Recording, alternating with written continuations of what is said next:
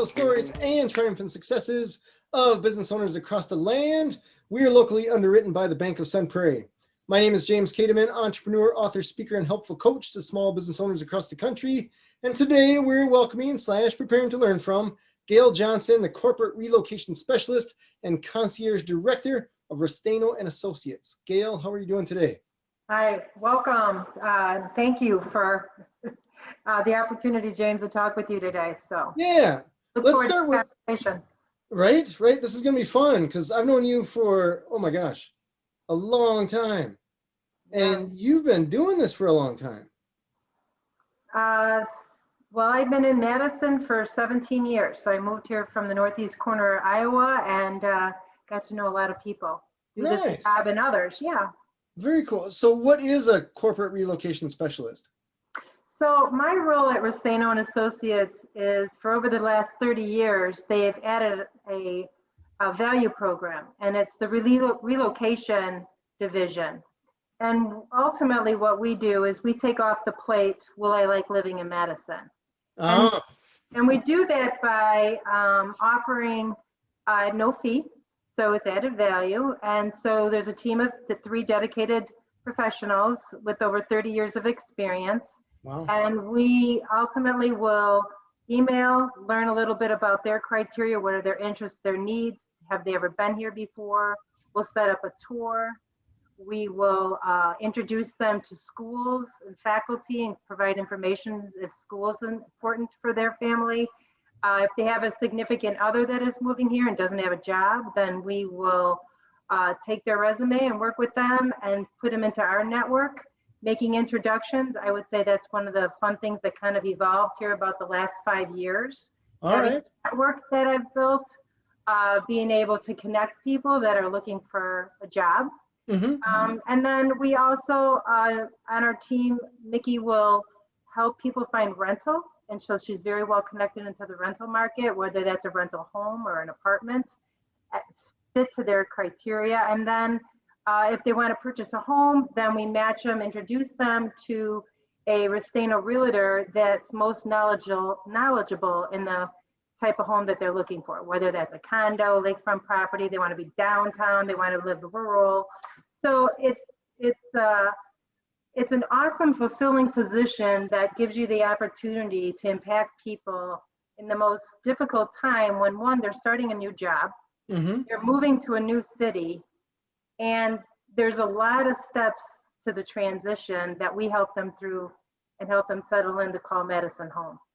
That's interesting. So it sounds like you're essentially covering 2 major areas. One, for employers, or they're trying to get talent, and it's essentially your job to convince them that Madison is a cool place. Which I'd say Madison's a pretty cool place. Well, and then the people that have already decided, you're trying to help them find the home and then just get the things laid out that have to be laid out when you move. That's right, and especially, there's multiple levels of it. So even when they're candidates and they're maybe entertaining 2 different towns, what does Madison have to offer? Not just for a job perspective, but what do they have where I'm going to live, raise my family, and perhaps retire?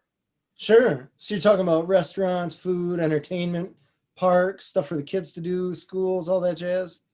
Right. And so depending on, the different age group that they are, if they're coming in, they may want to know about the craft beers and the downtown scene, and some may want to know about the Overture Center and the farmers markets and the different grocery stores that we offer and the green spaces that we have. Madison has been recognized over the years for being the food city, the walkable area, the biking friendly, the place ranked for the fittest city. So we try to provide all those different accolades to them, and then point out all the different state parks and biking trails and so forth, to introduce them that they may not know we have ever been here before.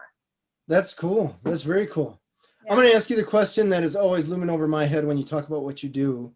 How do you convince people in January to move here? Yeah. Okay. Well, that's a good question. So one, really, we don't try to persuade or convince. So our role really is We're in the Midwest and we're 4 seasons, and there's plenty to do in 4 seasons. So Very true. in January, if you want to snowshoe, which I enjoy, there's snowshoeing, there's downhill skiing, there's ice fishing, there's, the outdoors. You can go visit. The Oak Brook Gardens has the planetarium inside. Um, and then hopefully as things keep opening up, there's the Overture Center and so many places that you can go and be: dining, theater, the arts, children's museum for kids, the trampoline parks. Right. So there is there's things to do here in 4 seasons, where in some areas where you're at, you don't get the luxury of having fall, spring, summer, and winter. Very true. That's an interesting way to look at it. I keep thinking, man, I want to move south or just somewhere warmer. But it's interesting. I was running this morning and I saw that sunrise, which is magnificent. I'm like, we got some pretty cool sunrises here that, other places have beautiful sunrises, but I don't know in Wisconsin, maybe it's just because of that diversity in the seasons that every day is different and super cool, or most of the time it's super cool. Right. And those are things, when people have an idea what Madison has to offer, when we start talking about the biking trails that we have, Devil's Lake, the state parks, the walking trails, the unique coffee shops that are around every corner. There is a lot. Is splash parks, playgrounds. There's so much more than they realize. We use Destination Madison quite often, so Madison does a great job with constantly filling it up with here's things to do, single family couples. And so we try to just provide all those links and videos and websites to people so they get a good feel about what we have. Gotcha. Interesting. So are the individuals coming to you, or is it the companies that are trying to hire these individuals? Or who more or less reaches out to you and says, hey, Gail, take these people around? Right. So my role is to reach out to HR, recruiters, companies that are hiring talent, whether that's in the healthcare, biotech. It could be mortgage lenders with first-time home buyers. It could be sitting at a networking event and the librarian next to me says, hey, I want to purchase a home. Can you help me find a realtor that could find a home for me? Wow. It could be my neighbors down the street saying, hey, my son's looking, or we're going to sell. So it really can be any transition of a home sale, whether you're selling or buying. But ultimately, it can be someone that's a candidate exploring a move here. It could be someone that already accepted position and now they're relocating in their family. And so we take a look at everyone that's coming here. So not just the candidate that's going to be in this job, but how does the significant other and their children, so they might be interested in sports and clubs, and someone else might be interested in their church or volunteering. And so we try to help everyone in the family unit. Unlike when I was younger, back, in the day, it was where you would just learn, we're moving. Right. And you're going. But, now with, it's a family unit. And so, the kids come, and sometimes our focus is even just trying to help the kids, whatever age they are, and trying to see them living here, because you want the whole family happy. Right. Yeah, that's way easier said than done. It's funny you talk about back in the day with moving. We were fairly nomadic when I was a kid, every 5 years or something like that. Just jobs change, businesses change with my parents and all this kind of stuff. And it was interesting how just all of a sudden one day you're like, we're moving to this town, new town, and hope you like it. Hope you like your neighbors. Try to just explore and figure it out. Sometimes it was small towns, sometimes it was bigger cities, and you just figure it out. It's tough. It's challenging because you had no idea where to start, and that was pre-internet. So you didn't even know where to look. Right. And even just walking into a new school, depending on what age you are, and even just trying to find a school. Yeah. You know, so many times people, it could be a deciding factor for people.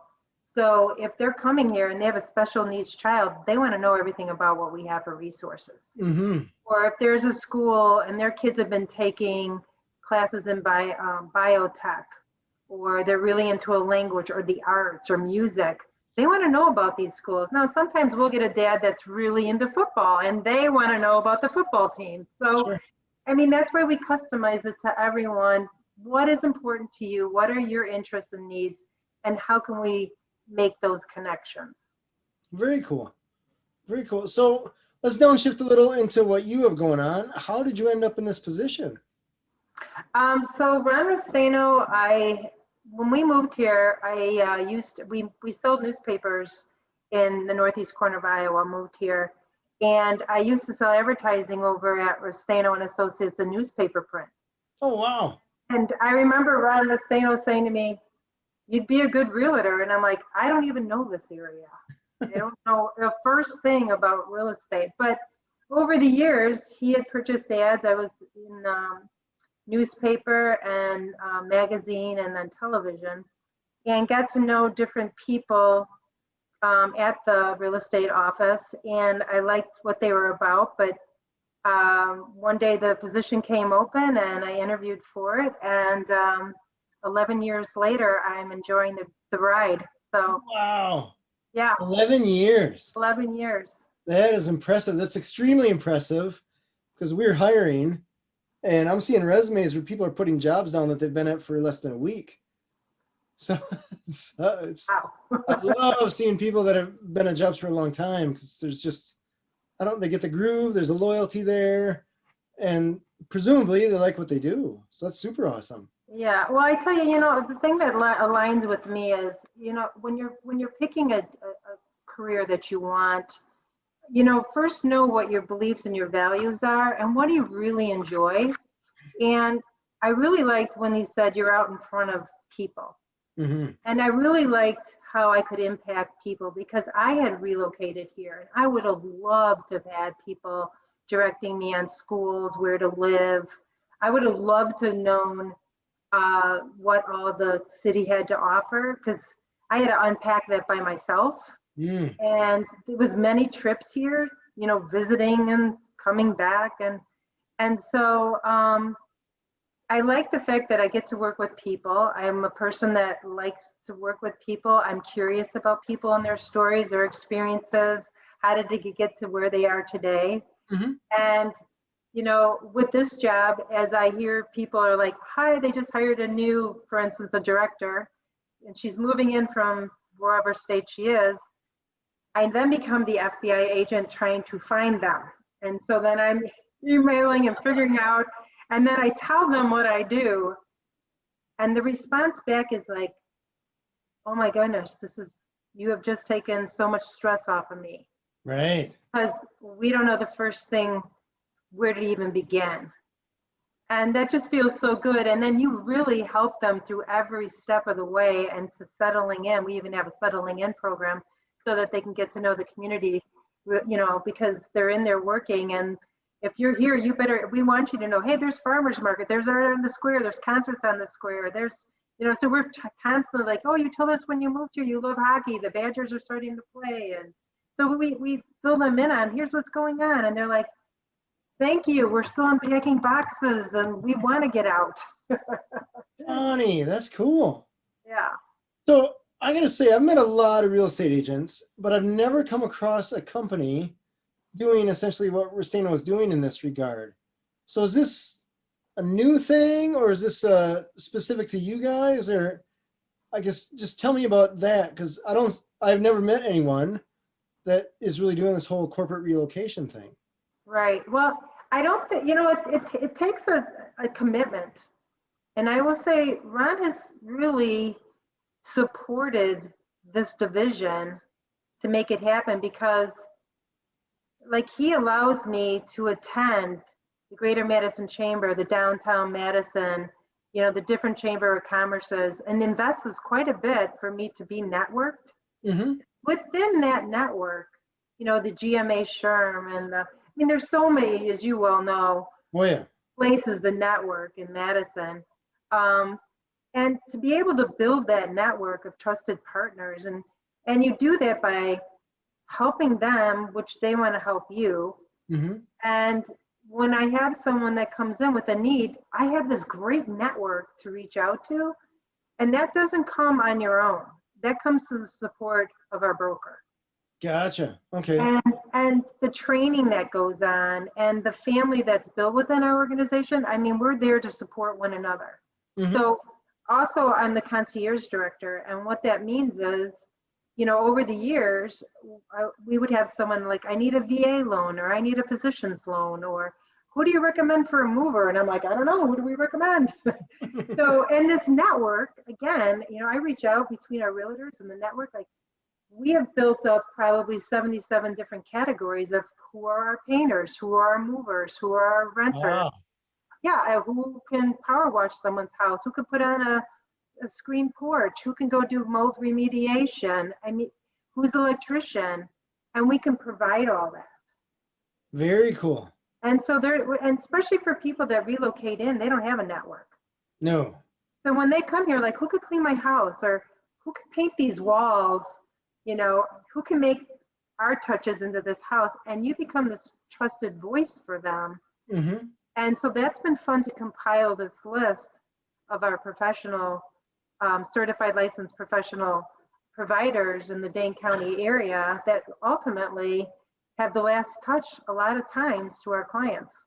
That's super cool. That it's interesting you say that, because that sounds like after the sale is done of them buying a house or whatever, they get settled, you guys may still be on their speed dial in case they need someone. Absolutely. I mean, we're there to not only, if they relocate in, to be there so that they get acclimated into the community, and or should they need a service provider, we stay in contact with them. Like, if you need someone, here's where you can go and look. And there are times when somebody might be settled into a place and their family hasn't come here yet. Oh. They might say to you, look, I'm struggling because I'm alone. Or their families, let's say in another state, and they're coming in and they're like, he will not know what for us to do. Can you help us come up with what we should do when we come in this weekend? Nice. So it's fun to be on those communications, because it's like, okay, you're coming in here when? Here's what's all going on. You just load it up and you know, and then they're happy. That's the name of the game. That's super. I want to shift. You had a great segue here about the network, because I know you have a huge network. And I guess I didn't realize that you weren't from this area. No. So you came in here, and I imagine there weren't a lot of people from Northeast Iowa hanging around. No. So you did more or less build your network from scratch. Yeah. So for most business owners or to-be business owners, having a network is an incredible thing. So can you tell us how you built yours from scratch? Sure, I will. And I will tell you, a long time ago, I remember when I was coming here, someone said to me, Gail, the people here, I'm originally from Chicago, the Chicagoland area, and then moved to Iowa. And people that are here are no different than people in Madison. And all you have to do, and I know this sounds like Dale Carnegie, and I have taken the Dale Carnegie class, but you just have to generally be interested in people. Mm-hmm. And it's not about me. It's, you know, learn about them. Mm-hmm. You know, and I'm a very curious person anyway. So I like to know people's stories. I like to know their experiences. And I have a great follow through. So I may meet you, but I'm going to follow up with you. And I'm going to touch with you. Mm-hmm. Now, LinkedIn right now, for today, anyone listening, if you're not using the LinkedIn tool, that tool has been phenomenal. I didn't have that when I first started, but not only can you meet somebody and then reconnect with them on LinkedIn, but you can stay in touch with them and you can see what they're posting about, and you can comment on it and like it and share it and maybe even engage in it. Or maybe they know someone that you see in their connections that you'd like to know. And if you get to know them, you could say, hey, would you be interested in making an introduction for me? So I think, you know, in getting involved too, when I first came here, I got involved in nonprofits. Okay. I wanted to give back. And so even, today, my mission is this is the community that serves us. We also want to give back. Our company does give back in a lot of ways, but myself personally, I like to be involved to help other people in what they're trying to do and impacting other people's lives. And so I think if you just put yourself out there a little bit, ABC, always be connecting. Mm. Yes, and always, not about you. Even when you meet somebody, learn about them and don't regurgitate everything about yourself. Because honestly, we don't want to hear it all right then, right? Right. When you first meet. Hmm. But you do want to hear who they are and what brought them here, what motivates them, um, and then just see where you have a connection, and then work off of that. Yeah, that's it. It's interesting that you mentioned that because I had to learn how to network just trial by fire. Because I guess I'm the same as you, where I'm just really interested in people, and I would go to a networking event and not really have a sales pitch. I just want to meet people. It's fun. It's so much fun. And then eventually you find the financial planners and stuff like that that are trying to sell you life insurance at the moment. Like Right, I was right. just kind of cool knowing your story. And the other thing too is I've learned over time is have your business card on you, Totally. because Yeah. you never know. Like I was at a flower shop just the other day, Hmm. and someone was talking about, oh, I'm looking for someone that can this or that. And I was like, oh my gosh, I'm not that I'm overhearing your conversation, but I knew somebody that did exactly what they were looking for. Nice. So we exchanged cards. One time I was in Home Depot and a lady stood there and she said, could you help me pick out carpet? I'm not very good at this. And I'm like, I'm not very good at it either, but I'll give you my opinion. And then later I'm like, well, what are you buying carpet for? She said, well, eventually I'm kind of sprucing up my house because I'm going to sell it. And I was like, oh my gosh, I'm in real estate. Exactly. So, I mean, and thank goodness I had a card on me because she wouldn't have had a card on her. Hmm. And so that I was able to give her my card, but I did ask for her contact information just to make sure that I could definitely connect with her. Right. But it's what you do after you're at networking. I would think that really counts. It's going to networking events and knowing why you're there and maybe looking ahead of time to see who's going there, who do you want to know, Hmm. um, and then it's the follow-up. It's reaching back out to them, and it takes time. Follow back up, go on LinkedIn, learn a little bit more about them. I found myself during COVID, taking the time. I may have a connection with this person, and I know them about business, and I do a lot of work and transactional things with them, Hmm. but I don't know their family story. I don't even know them, what they're interested in.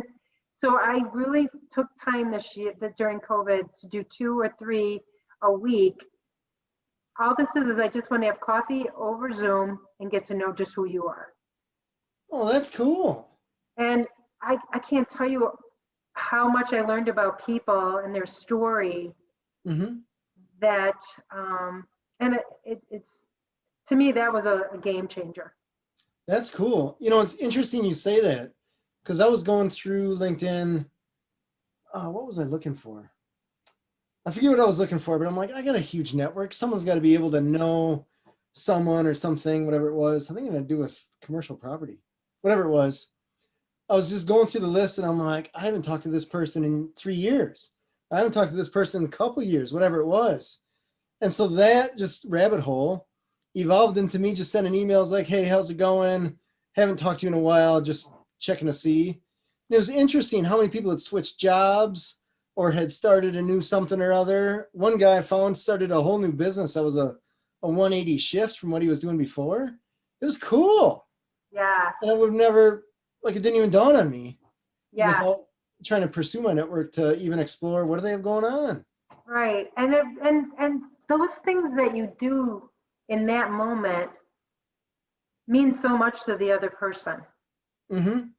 And the other thing that I've learned over the years that I would recommend is, you know, it's not always easy, but I literally, and I don't do it, I write a card to someone every day. Wow. Really? Every day. I actually paint, and then I take the little painting and I make them into cards, so I have tons of cards. Wow, that's impressive. If I don't get it done every day, I make sure by the end of the week I mail a card. But I do it genuinely because I try to reach out and email or mail the card with a handwritten note. Because one, we don't do that very often, and when you get one, I know I love receiving them. Totally. Yes. And I try to make it, you know, what resonated with me when we were in a conversation. Mm-hmm.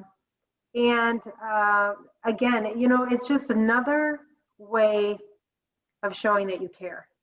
Right. Yeah, that is impressive. It's interesting you say that because when I moved my office this past weekend, I came across a stack of thank you cards and just whatever.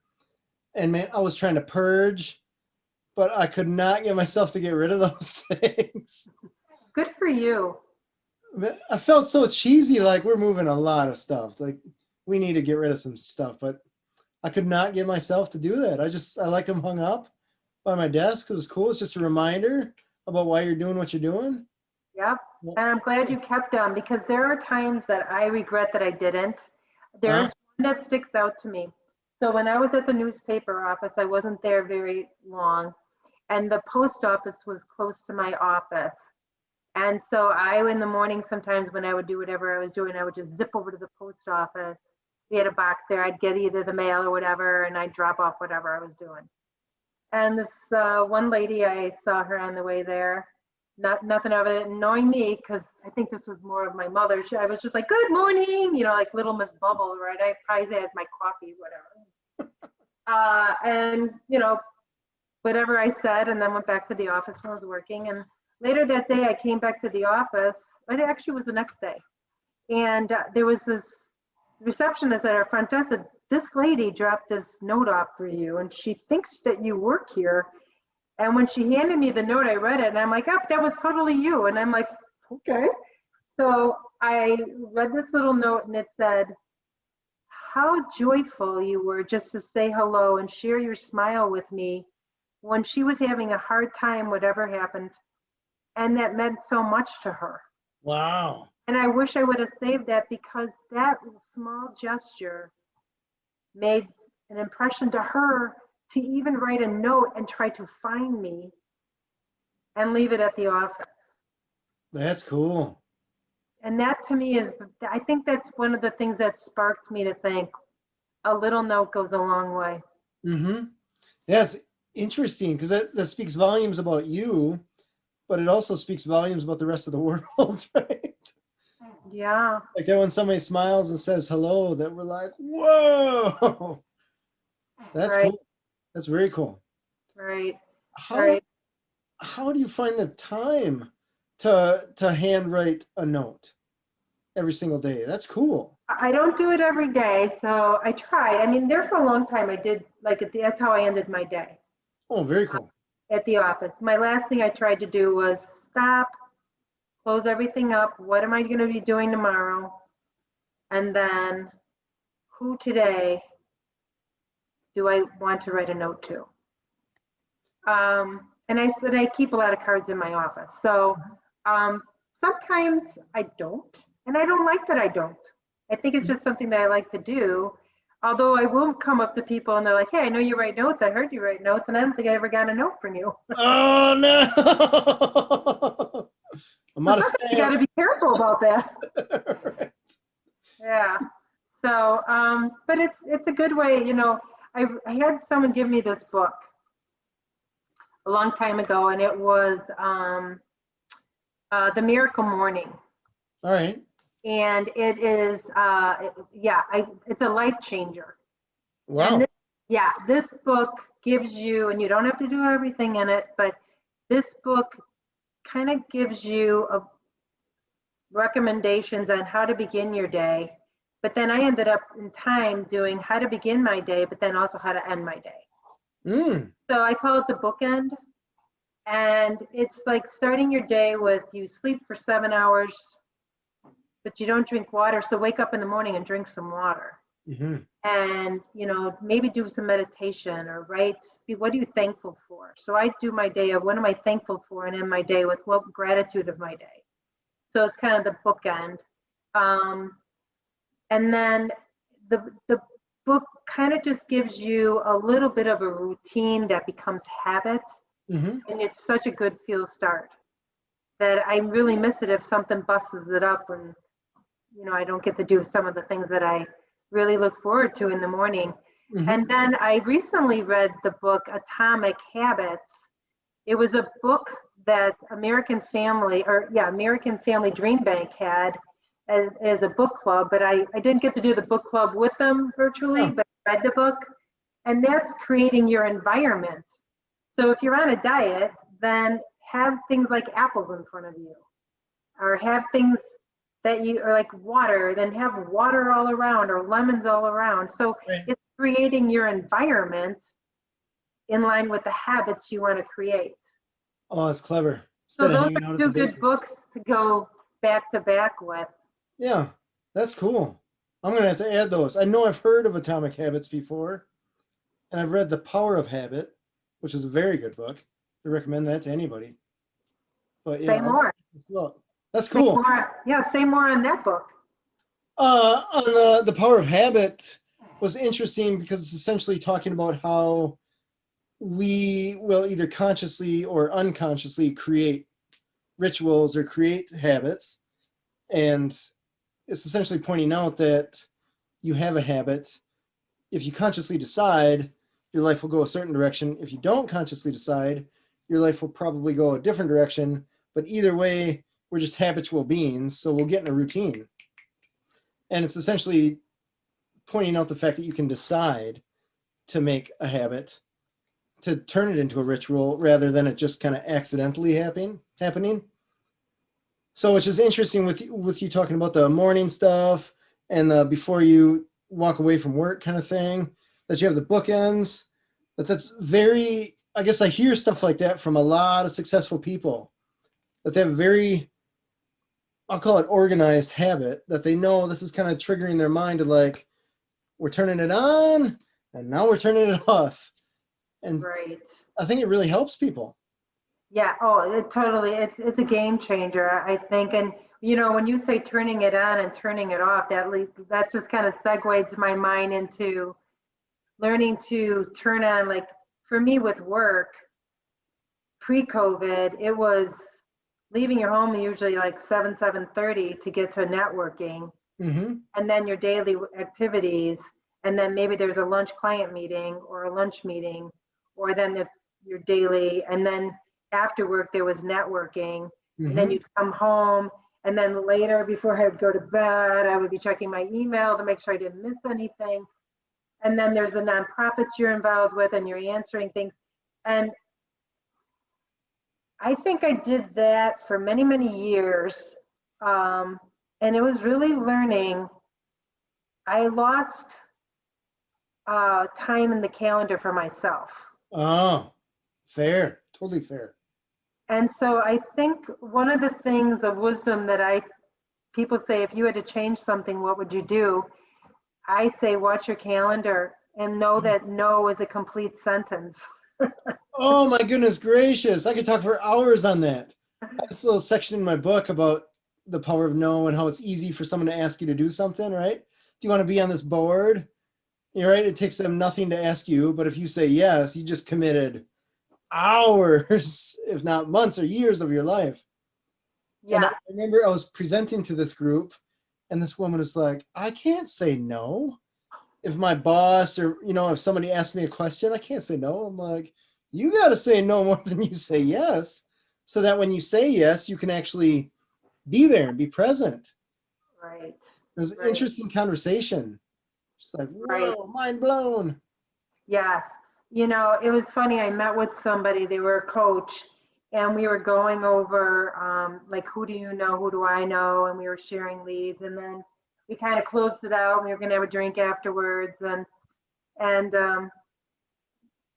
I said to them, if I sent you my calendar and I block off not who it is or what it is, but these are nonprofit hours, these are work hours, these are networking hours. This is what my life looks like. Mm-hmm. This is probably about 3-4 years ago. All right. and come back with some recommendation on how do I get this little under control? Self-infliction, right? Yeah. Well, to what you're saying, he came back with, do you know how many things you're involved in volunteering? Off the charts. He's like, you're like almost 17 hours a week. Oh, Yeah, at that time. Now, I mean, that's a I think part-time job. he looked like a little bit networking was in there too when we were breaking it down. Like what? But to your point, really align. What do you really want to make an impact on? What do Hmm. you really want to be involved in at that time? Hmm. I mean, there were so many things that I wanted to do and be a Right. part of. Um, and I have no regrets about it. It's just that at the time, I lost sight of I think what happened is too, all my kids had graduated and gone on to college. Oh, so you have some time. And so I was like, yes, I can do that. Look at all this time. Yes. And then all of a sudden I was like, wow, I'm not finding time to exercise, or I like to go to yoga, or I like to paint. Oh, gosh, I haven't seen my friends and they're not calling me. Right. And so my siblings were even like, gosh, we don't see you hardly, And so Yeah. were packed and I was running here and there. But anyway, getting my calendar under, um, being able to make it manageable, Right. a little calmer. That's cool. That's Um, very cool. We are very good at building a prison for ourselves. Extremely good. So it's interesting to realize that, because there's probably some people that have not, like they're in that same boat where you were 4 years ago and they haven't realized it. It's like, where's all the time going? But they're spinning all of those plates without maybe stepping back and saying, maybe you could get rid of a few of those. right, right. And I did learn, someone said to me once, if you do step out of that, Gail, you're actually opening up a spot for someone else to learn and grow. And that has really made it easy for me to say, I think I've completed my time here. Mm-hmm.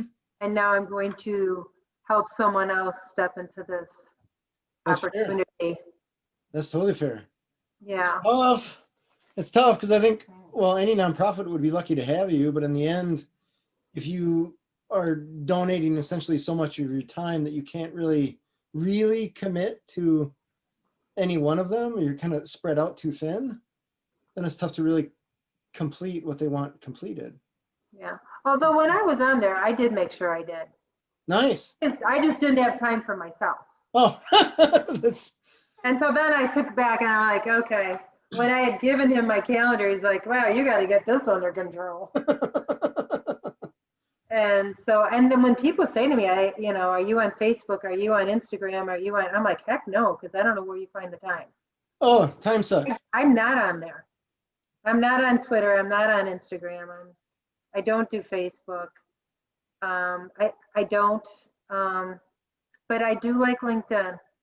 Yeah, LinkedIn is cool. I do. LinkedIn is well, there's less battles there, so that's cool. That's Yeah. cool. Can you talk about more about the concierge director portion of the Restaino Associates that you do? Sure. So, over the years, I had a marketing background in advertising sales. So that's pretty much, what I spent a lot of time doing. And I got to know a lot of professionals through helping them writing up their advertising, their sales Ah, campaigns. And I knew who they were and what they were doing. And and so through that, some of them I even reached out when I was on, on for the concierge, pulling together a list. But ultimately, it's really the realtors are out there too, and they know who they're using, who they recommend, who does a nice job, who provides the customer service that we're seeking, who's a professional at it. Treat people like you want to be treated. mm-hmm. And so from that list, we always try to give 2 or 3 recommendations. All right. And we compiled probably about 70, 80 different categories. Wow. Mhm.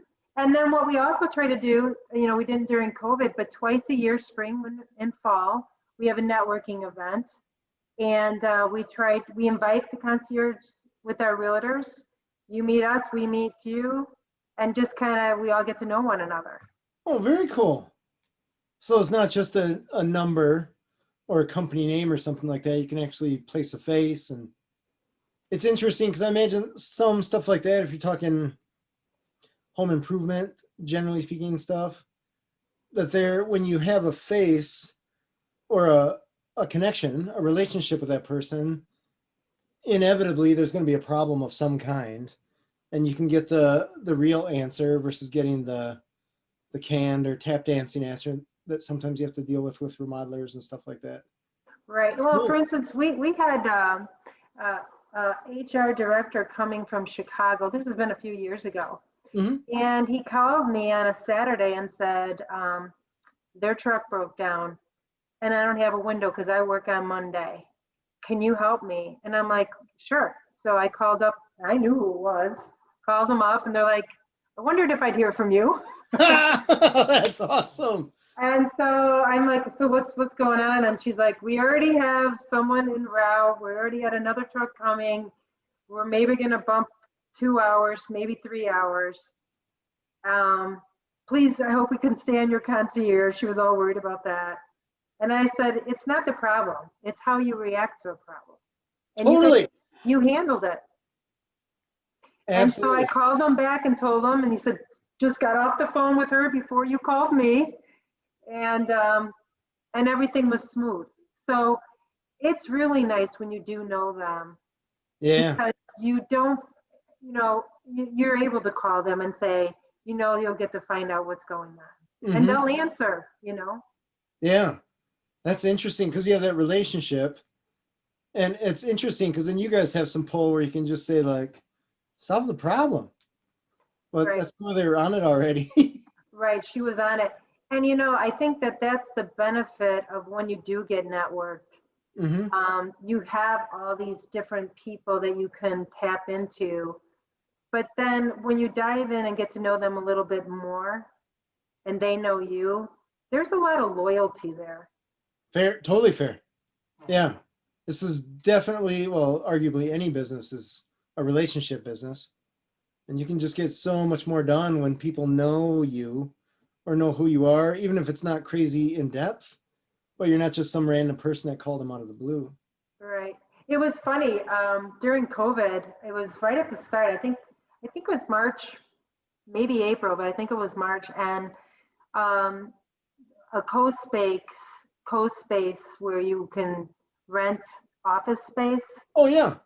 was still open. And she said, "Hi, I've got these two guys in here from Iowa, and they're wanting to open up another uh, office space here in Madison because they have a couple of clients and they want to see if they can grow it, but they cannot figure out like rental or home finding or like schools, and they're driving all around." And I was like, I'm gonna give you Gail's number and she can get you through all of that. So they called me up and I said, okay, we can meet outside on our company patio, and met with them.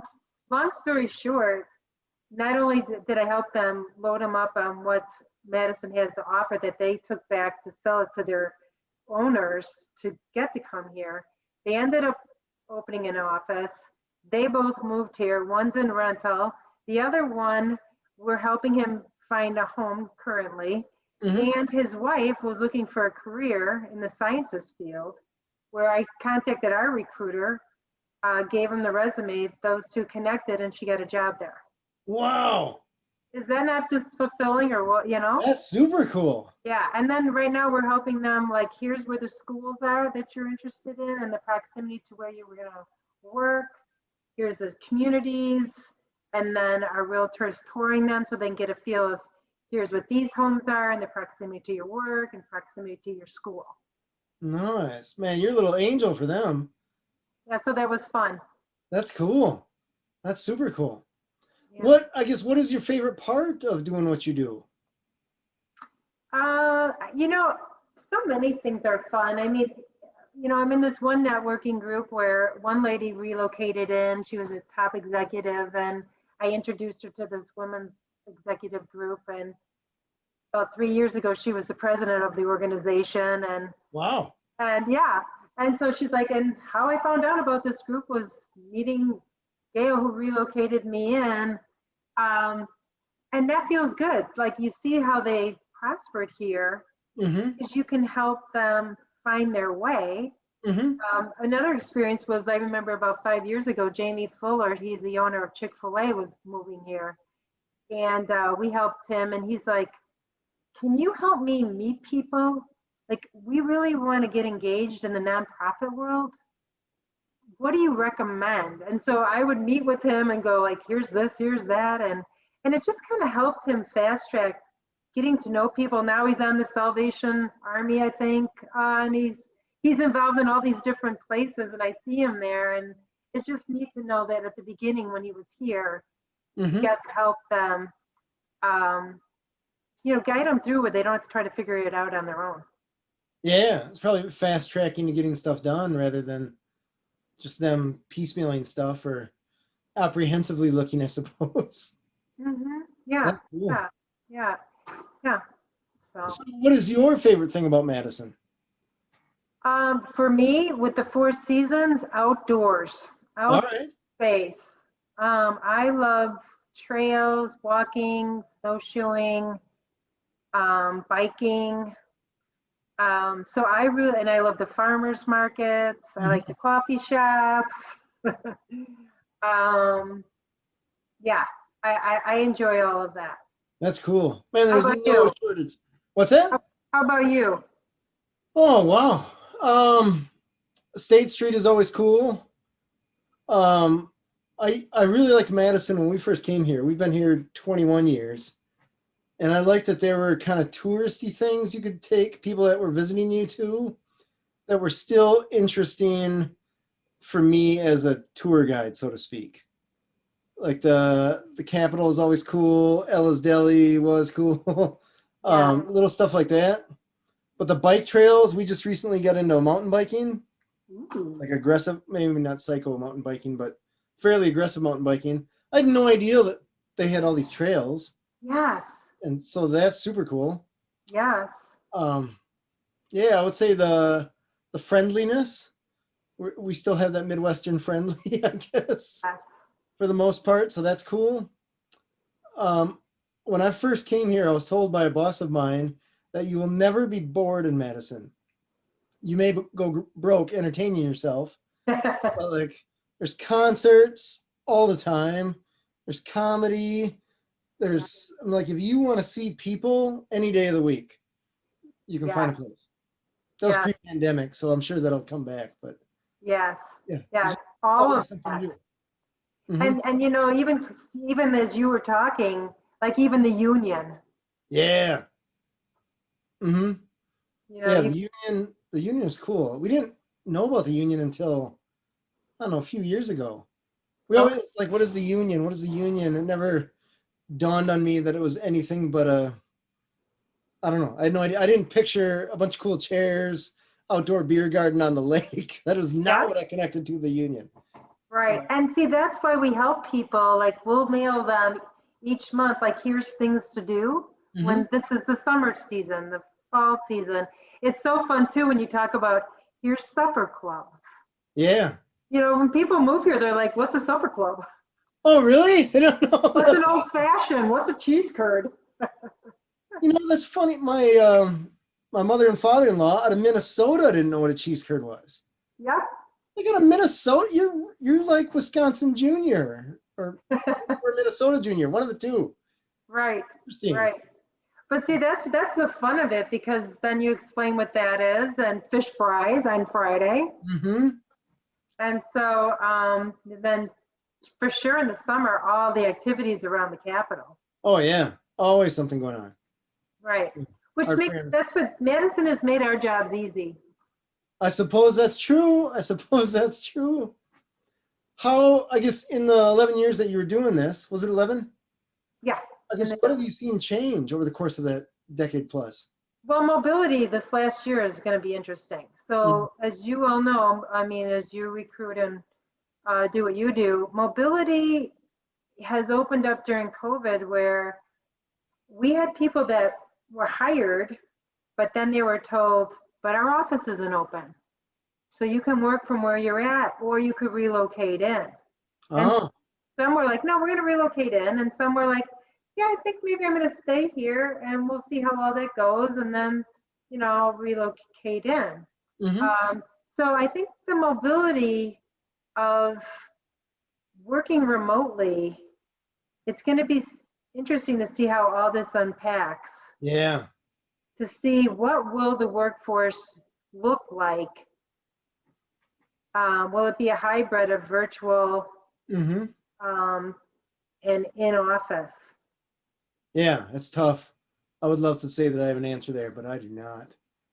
That's a tough. We just changed our office to completely virtual.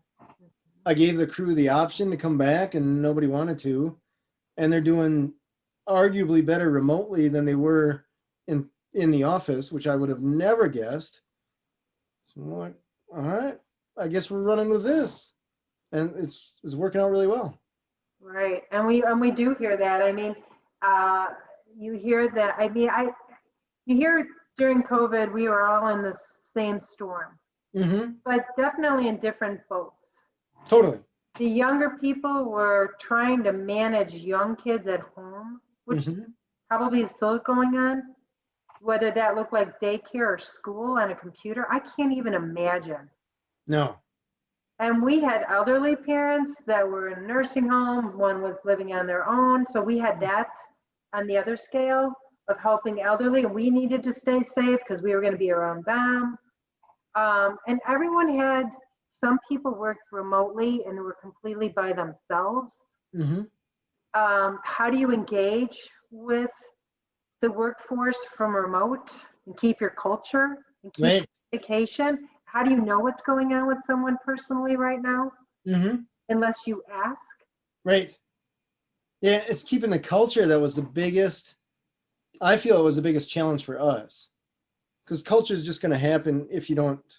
I mean, regardless, but if you consciously make decisions and hire people with personalities that fit together, that's much easier to do when you can interview someone in person and they can meet the crew and all that.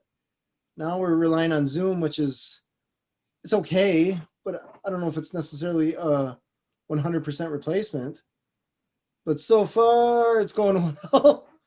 Yeah, I can't even imagine what a large company is trying to do on a scale that's much larger than us to keep the culture going. It's got to be tough. right. But thank goodness for Zoom. For me, it actually opened up new opportunities. So Mm, there fair. were some micro groups that I really wanted to be a part of. Hmm. But by the time I would get there, and then that would be done to get to something else or to get to this client meeting, or it was just, or that's on east side, or this is on the west side, Right. this is downtown. You Hmm. just couldn't get there. Right. But now with Zoom, I'm like, yep, I can get in on some of this conversation and meet new people um, That's fair. that I didn't get to before. Yeah, that's fair. When you remove that windshield time, that's probably not accomplishing as much as you could when you're face to face, even if it's digitally in front of someone. That's fair. That's a very good point. And it's funny because I work 2 days at home and then 3 days at the office. And the days I go to the office, you don't think about it, but I literally have a note in my car. So my water, my coffee, my work bag, my phone, my purse. I mean, all these things, my computer in case something goes down at work. I have this for backup or Zoom or whatever. Hmm. And how much time it takes you to prepare your lunch, Oh my yeah. snacks, Hmm. all these things, and then I'm making trips into the car and out of the car, forget something, and I look at my sheet one more time in the car to make sure so I don't have to go back. And but then when you work from home, like I get up, I make coffee, I turn my computer on, and I can get through some things, and it just seems a little more relaxed. If it's back to back Zooms, I could open up my glass sliding door, step outside for like 5 seconds, just get fresh air Mm-hmm. and then come back in.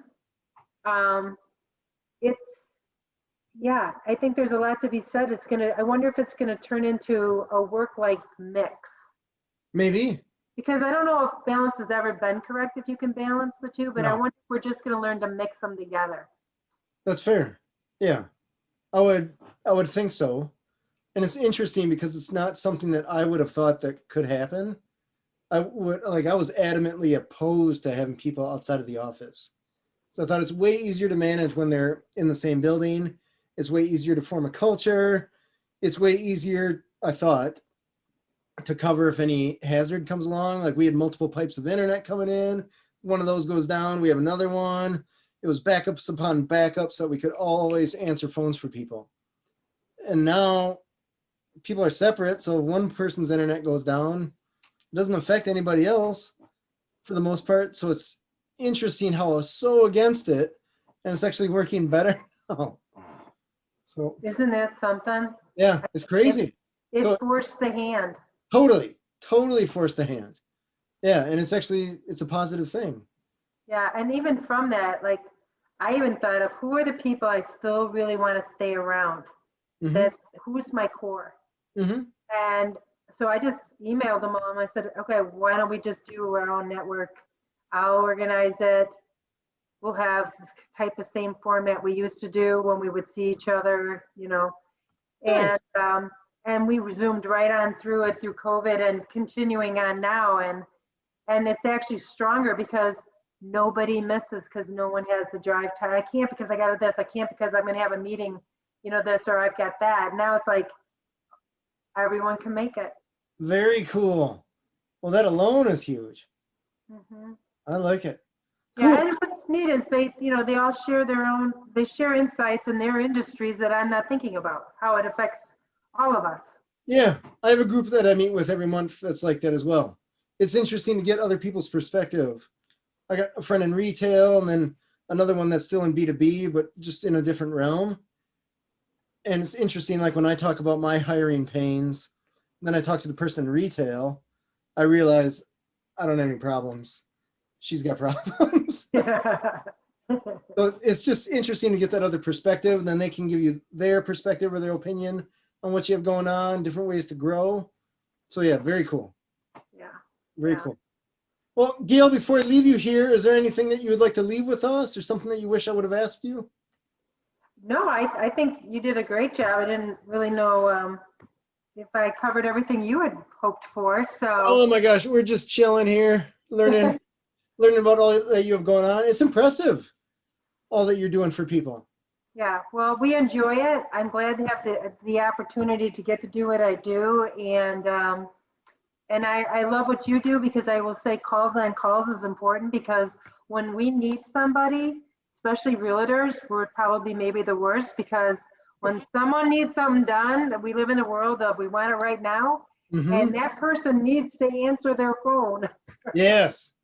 Yeah, So it's huge. yours is really important because you don't answer the phone, we go to the next one because we need a response. Right. They're not in love with anybody, right down the list, right? Yeah. Cool. So thank you. Well, thank you, Gail. I appreciate you being on the show. Yeah.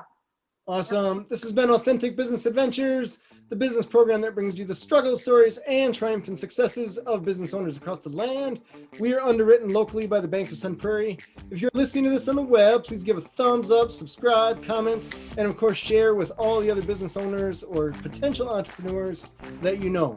My name is James Kademan, and Authentic Business Adventures is brought to you by Calls on Call, offering call answering and receptionist services for service businesses across the country on the web at callsoncall.com, as well as Draw In Customers Business Coaching, offering business coaching services for entrepreneurs looking for growth on the web at drawincustomers.com. And of course, the Bold Business Book, a book for the entrepreneur in all of us, available wherever fine books are sold. We'd like to thank you, our wonderful listeners, as well as our guest, Gail Johnson, the Corporate Relocation Specialist and Concierge Director of Restaino Associates. Gail, thanks for being on the show. Thank you, James. How can people find you?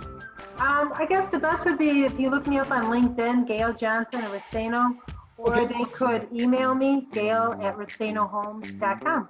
All right, and that's GAIL, is that correct? Yes, thank you. Awesome. Cool. Past episodes can be found morning, noon, and night at the podcast link found at drawincustomers.com. Thank you for listening. We'll see you next week. I want you to stay awesome. And if you do nothing else, enjoy your business.